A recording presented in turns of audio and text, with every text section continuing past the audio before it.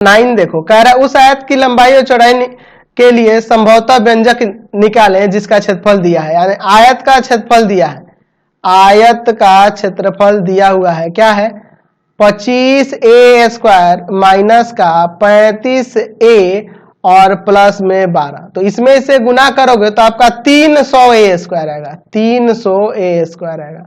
ठीक है, तो इसको दो भाग में करना होगा कि 300 आ जाए। तो मैं यहाँ पे एक काम करता हूं, आप अगर मैं कहूं कि 15 और 20 ले लो, तो देखो जोड़ोगे तो 35 और गुना होगा तो आपका 30 आ जाएगा कि नहीं, बिल्कुल आ जाएगा।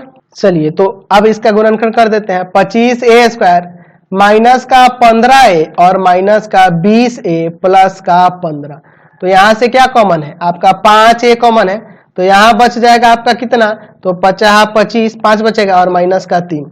इन दोनों में क्या कॉमन है, तो यहाँ 5, यहाँ आपका कितना कॉमन हो जाएगा, तो यहाँ आप देखो, सॉरी 12 है ना यहाँ पे, सॉरी मैंने क्वेश्चन पे ध्यान नहीं दिया था, यहाँ पे 12 था, मैंने 15 लिख दिया था। इन दोनों में क्या कॉमन है, तो यहाँ पे आपका कॉमन है आपका 4, तो 4 पंजे 20, यहाँ साइन बदल जाएगा और 4 चौका 4 तिया 12।